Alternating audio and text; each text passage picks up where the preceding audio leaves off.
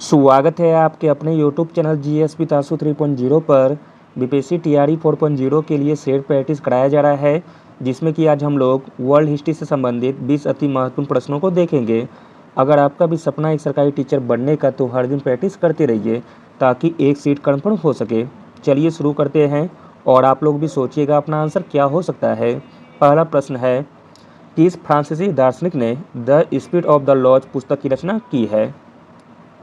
The spirit of the laws पुस्तक की रचना की गई है मॉन्टेस्क्यू के द्वारा। ऑप्शन नंबर ए सही हो जाएगा। अगला प्रश्न देखते हैं, प्रश्न इंपॉर्टेंट है। फ्रांसीसी क्रांति के बाद वहां आतंक के राज का नेता निम्नलिखित में से कौन था?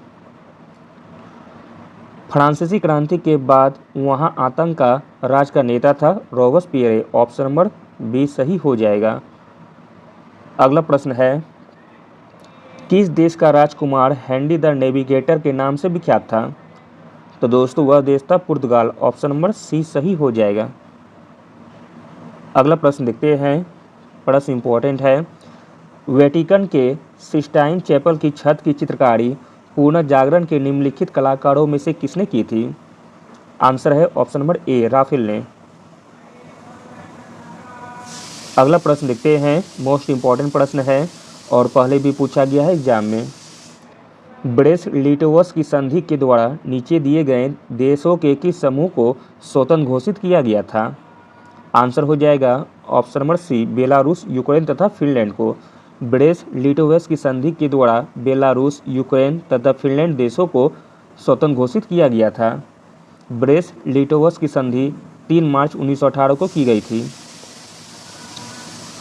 अगला प्रश्न है, रूस की सोशल डेमोक्रेटिक पार्टी का संस्थापक कौन था? रूस की सोशल डेमोक्रेटिक पार्टी का संस्थापक था प्लेखनोव। ऑप्शन नंबर बी सही हो जाएगा। अगला प्रश्न देखते हैं, किस वर्ष ने नेपोलियन फ्रांस का वंशानुगत शासक बना था?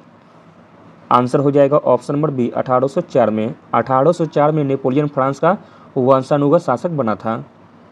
अगला प्रश्न देखते हैं, प्रश्न इंपॉर्टेंट है। प्रथम विश्व युद्ध के बाद लीग ऑफ नेशन के गठन के पीछे निम्नलिखित में से कौन सा नेता था? आंसर हो जाएगा option number D Woodrow Wilson. प्रथम विश्व युद्ध के बाद लीग ऑफ नेशन के गठन के पीछे जो नेता था वह हो जाएंगे Woodrow Wilson. Option number D सही हो जाएगा। अगला प्रश्न है, निम्नलिखित में से कौन इतिहास के प्रत्यक्षवादी मत से संबंधित थे?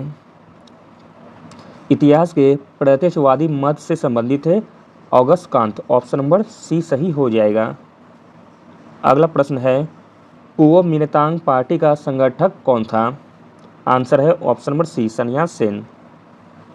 अगला प्रश्न है, प्रथम अंतर्राष्ट्रीय कामगार समिति के सूत्रधार कौन थे?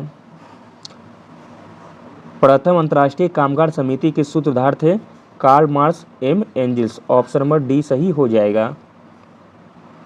अगला प्रश्न है, प्रश्न इंपॉर्टेंट है। नारा है विश्वास करो, आज्ञा पालन करो, लड़ो संबंधित है।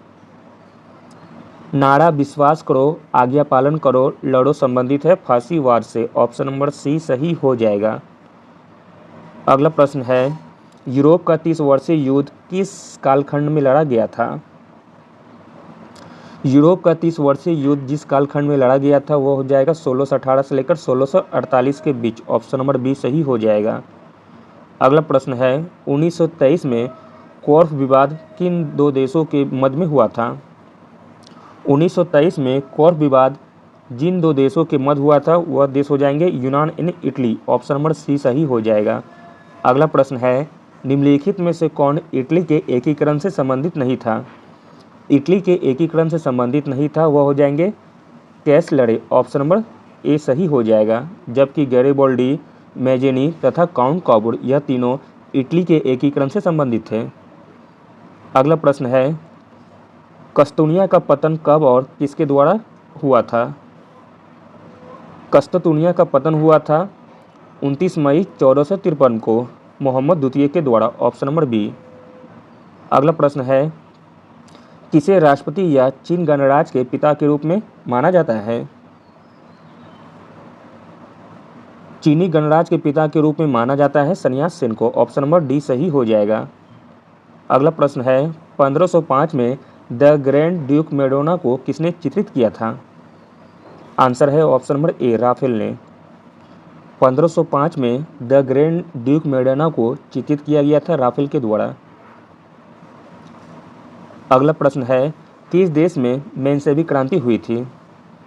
मेंशेविक क्रांति हुई थी रूस में। ऑप्शन नंबर सी सही हो जाएगा। अगला प्रश्न है, कार्ल मार्क्स व फ्रेडरिक एंगल्स ने कम्युनिस्ट मैनिफेस्टो किस वर्ष में लिखा था? आंसर है ऑप्शन नंबर ए, 1848 में। अगला प्रश्न है, सेडान युद्ध किनके मध्य हुआ था? सेडान युद्ध हुआ था फ्रांस एवं प्रसा के बीच। ऑप्शन नंबर ए सही हो जाएगा। अगला और अंतिम प्रश्न है, सामाजिक समझौता पुस्तक किसने लिखी है? सामाजिक समझौता पुस्तक लिखी गई है रूसो के द्वारा। ऑप्शन नंबर सी सही हो जाएगा। Thank you.